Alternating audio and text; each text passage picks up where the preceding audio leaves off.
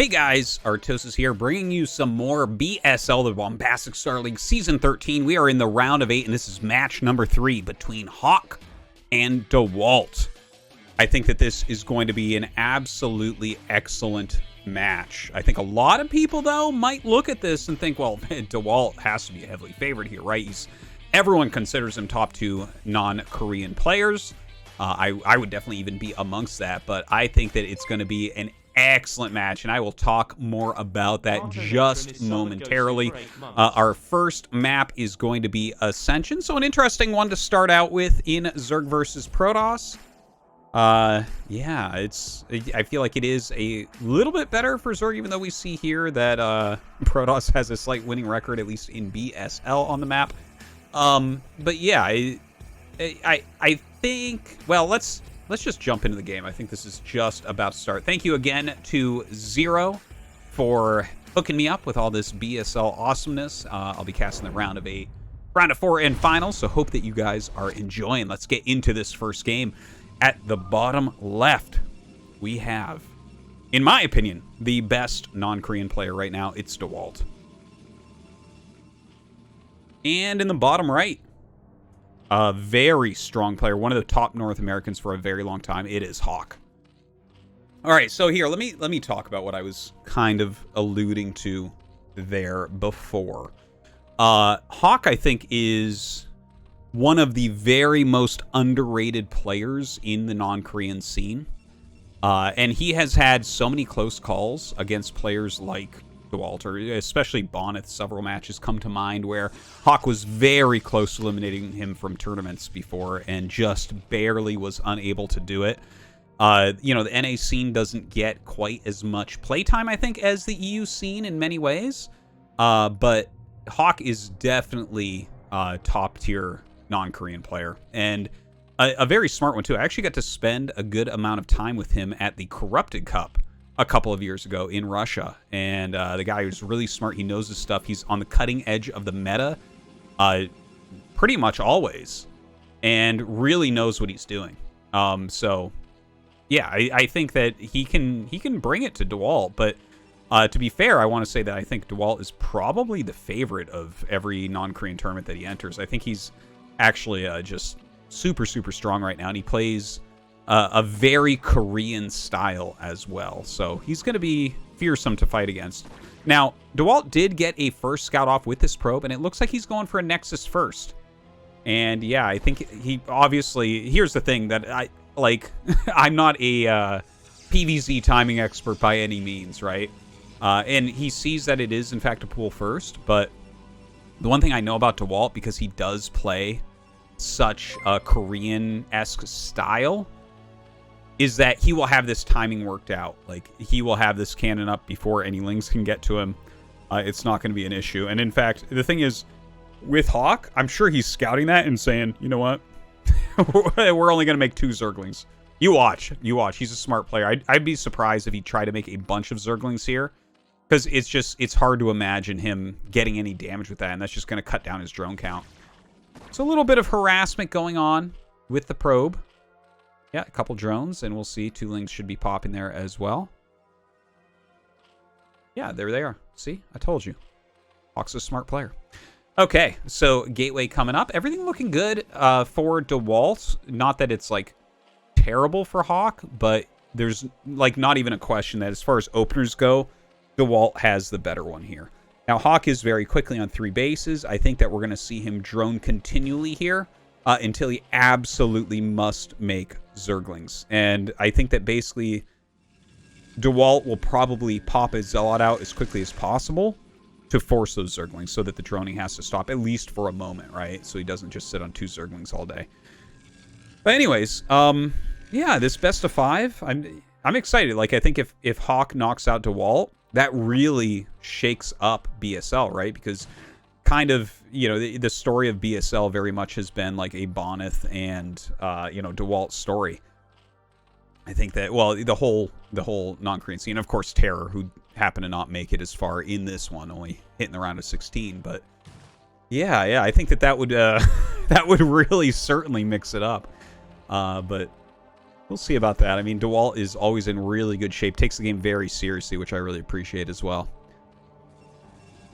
All right, so we have that Cybernetics core. That's going to be finishing up relatively soon. I think he'll probably have a Zealot popping out here really quickly as well. And I think he'll probably just walk it behind the Overlord out of vision sight. Like, if he does not make a Zealot, that means... Well, the thing is, he has the probe. So you could cut the Zealot because you're basically getting perfect scouting this entire time, or very close to perfect scouting. And then you can optimize your build a little bit more. But that does mean that Dewalt just... I mean, Hawk just doesn't really have to make other units. Okay, so the Zealot just popped out, and it is moving. And you see that Hawk is popping out just a few more Zerglings here as well. Now, we saw the Stargate coming up. Quite a few Zerglings being made now from Hawk. He has quite a healthy amount of drones so far. The layer is done. Of course, Dewalt sees all of this. And that should be the Citadel right there, I would say. Yeah, for sure. And we have a macro hatch as well as that Hydralisk Den. Okay, the Zealot actually walks all the way over to the third base here. Zergling's going to come up to help deal with that. So, Zealot not going to get too much done. Not against that many Zerglings. Absolutely not. Tries to slip it into one of those little holes, but it looks like Hawk a little bit too fast for him there. Cannon coming up. And yeah, let's see here from Dewalt. I mean, I imagine he's just going to add some gateways. He has the double cannon right now, so looks like he's just, you know, playing a little bit safe. As far as Hawk goes, without any Spire here, that's kind of, I guess, the most interesting aspect. Is he getting the Overlord speed upgrade? I think probably. Like, you also can get Quick Lurker here. Occasionally, you'll see people that skip the Spire go into drops, but I feel like I don't see that very often. That could be a mind game of some sort. Another macro hatch coming up. Dewalt having a little bit of a problem here, sending his probes to mine gas. It's definitely a bit of an issue. I'm sure he'll clean that up quickly, but definitely want to optimize that gas gathering so you can get maximum High Templars out.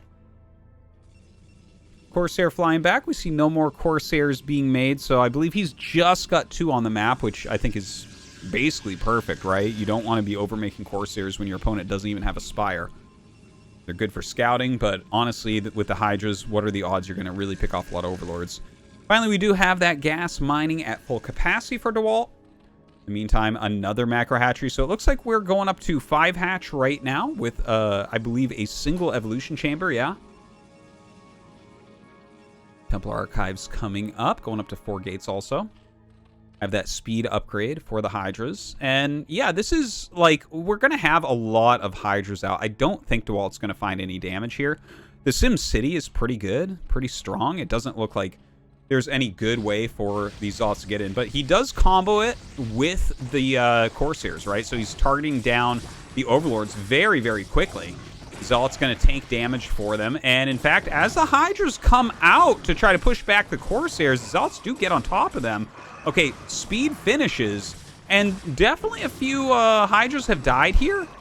But, you know, he cleared those Corsairs off, and no more Zealots left. There are a few more that have rallied across the map. A DT coming out now as well. See if he can get any damage here at this third base. No, just kind of runs past for now. Plenty of Hydras coming out with that speed upgrade. Of course, very, very microable at that point. Looks like Hawk splitting up here to find those Zealots and chase them down. We see the 6 hatch coming down also. So 6 hatch Hydra now. Seems to be quite popular within the non-Korean scene. And I believe that was a Spire down there at the bottom.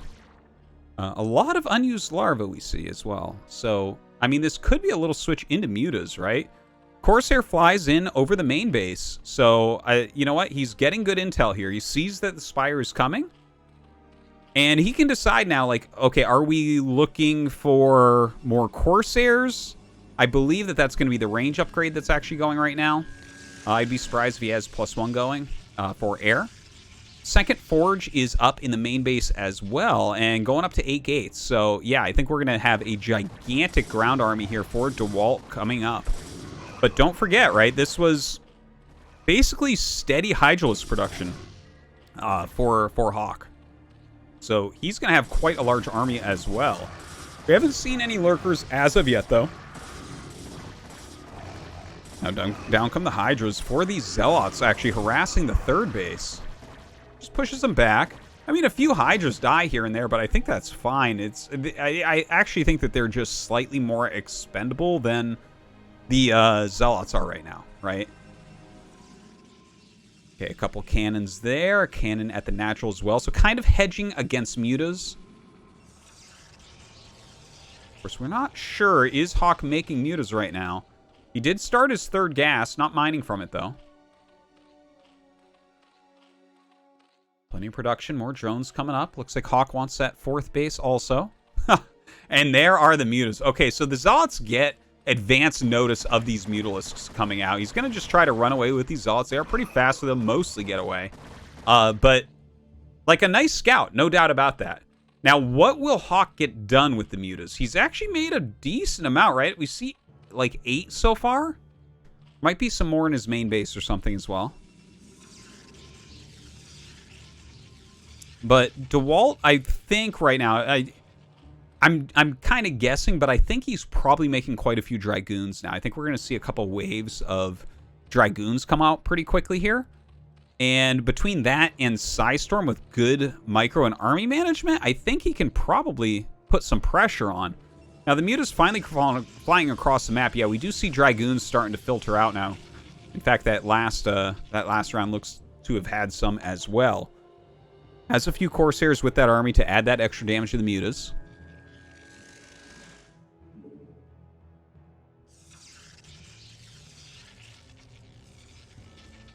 And Hawk's supply is really, really high. That's something I haven't actually taken a close look at yet. But look at this, 123 to 110. So that's a pretty scary Zerg army. The Muta's flying into the main base. Oh, God, they're going to go to the natural where there is not much defense for these probes. Start to do some damage. Dragoons are popping out. The Corsairs are flying back. But really decent damage so far. Turns around, flies away for now. A decent amount of Corsairs are kind of dogging them, and here he goes. He flies through a Psystorm, trying to get some High Templars here, while the Hydras attack down, and everything is attacking the Mutas. Great storm, though, onto those Hydras. Another beautiful and fantastic storm, trying to target down what he can, but Hawk's army being absolutely decimated there. Losing quite a few Hydralisks. Gonna back up, but yeah, he actually rallies back in now. How many Psystorms do we have? A very low health High Templar. Looks like it might get picked. Yeah, great move forward there from Hawk. Taking that down. No more splash damage in this army, and Hawk has the high ground. Looking not too bad, but those are some fantastic upgrades on Dewalt's units. 2-1 upgrades right now. Another storm goes down, and it's a good one. Kills off a couple, deals damage to more. Corsairs flying through those Hydras, taking quite a bit of damage. High Templar dying off as well. No, Dragoons on low ground here cannot fight. He needs to pull them back a bit. You got to have the critical mass if you're going to try to break that. Now, it looks like he may decide to try to push up the ramp as these Zealots come out. I think that's a good choice. The Zealots go to the front and tank a little bit, but it looks like Hawk turns around before that can even occur. More Hydras are coming in. Looks like he turns around now. These Hydras can gun down the Dragoons very quickly, but those Zealots dealing a lot of damage and tanking on the right side very well also. Dewalt in some trouble. Hawk coming down. Okay, punishes another Dragoon. And you can see, like, the supply's pretty darn close, within 13 supply of each other right now. We do have a couple units at the top right. I wonder if those are DTs. A couple of Zealots. Okay, so that's certainly savable, right? I hope that Hawk ends up saving it for his sake, but right now, focusing on getting more Hydras here. Growing some lurkers as well. There is that observer, but look at this. I mean, it just seems like there's a bit too many Hydras for the Dragoons to do very much.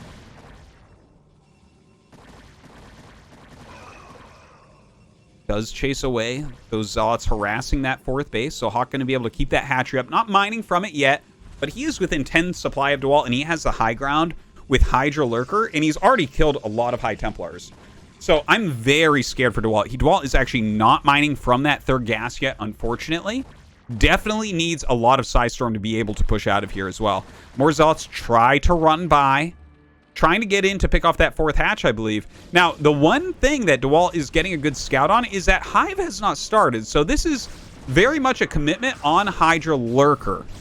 I feel like this is a situation where you have to be very careful about how you push, because like the Protoss army will actually scale reasonably well against this, right? Without any of that Hive tech, no Adrenal, no Dark Swarms or Plagues or anything like that. But if your opponent starts to trade with your army efficiently at all, I think that you are going to be in a terrible spot as well. In fact, I think he's already in a terrible spot. But not dead yet. There's still play in this position. Does have a shuttle out that we just saw. And in fact, he did pick off that fourth. So it's 3 base versus 3 base.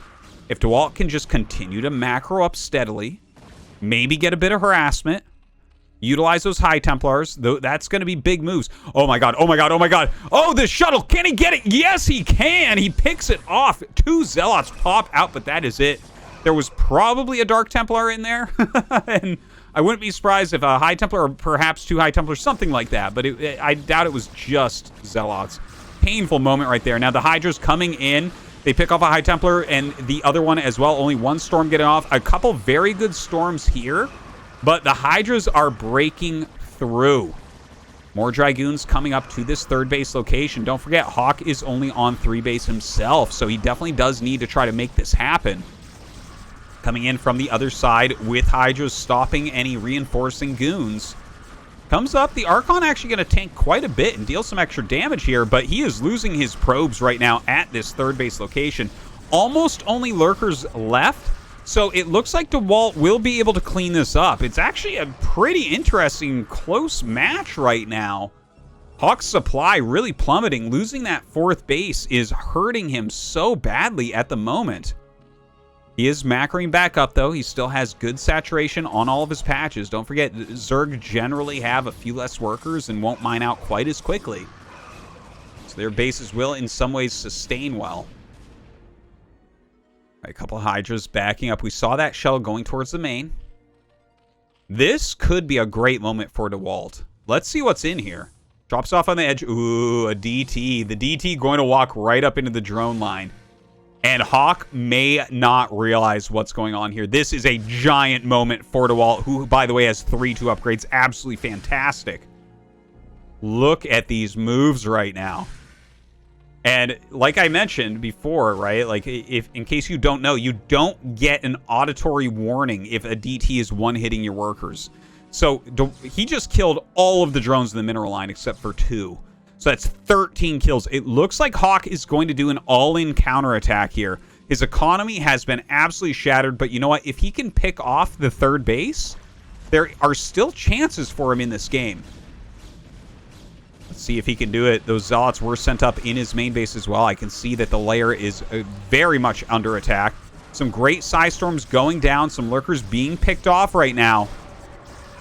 Oh, this is rough. Another great storm there from Dewalt. Keeping his cool in this game. Just fantastically done. And I think he's going to hold here. And oh man, he kills that layer in Hawk's base. Finally, some Hydras come down to clear it out, but the spawning pool is gone, the layer is gone, and Dewalt clearing this off. That will force a GG. Dewalt wins game number 1.